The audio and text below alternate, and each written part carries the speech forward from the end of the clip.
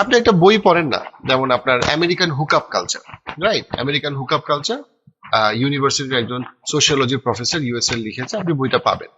ওই বইতে উনি ক্লিয়ারলি দেখিয়েছে যে আমেরিকার একটা যে কলেজ ক্যাম্পাস কালচার, যেটা কমপ্লিটলি যৌন স্বাধীনতা দিয়েছে ছেলেদেরকে এবং মেয়েদেরকে। সেইখানে মেয়েরা তাদের 4 বছর পড়াশোনার পরে যখন তারা মুক্তভাবে ছেলে মেয়েরা সহবাস করে, তখন বেশিরভাগ নারী, মোর দেন 60% মেয়ে, নিজেদেরকে অ্যাবিউজড, ইউজড, টর্চার্ড মনে করে। কিন্তু তারা কোনো লিগ্যাল অ্যাকশন নিতে পারে না, ঠিক যেমন তানিয়া কোনো লিগ্যাল অ্যাকশন নিতে পারে নাই, কারণ তাদেরকে ম্যানুপুলেট করা হয়েছে।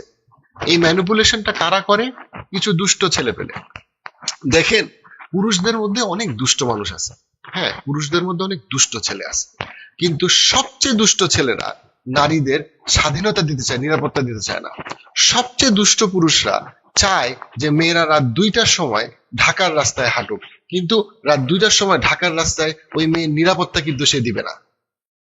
অনেকটা বনের একটা অদ্ভুত গল্পের মতো, যেই বনের গল্পে সকল শিয়াল একসাথে আসছে এবং তারা সিংহকে বলতেছে যে আমরা বনের সমস্ত মুরগির স্বাধীনতা চাই, যেন আমরা মুরগিকে ভোগ করতে পারি। এটা বোঝা উচিত যে এই স্বাধীনতা কার জন্য, কার সুবিধার জন্য।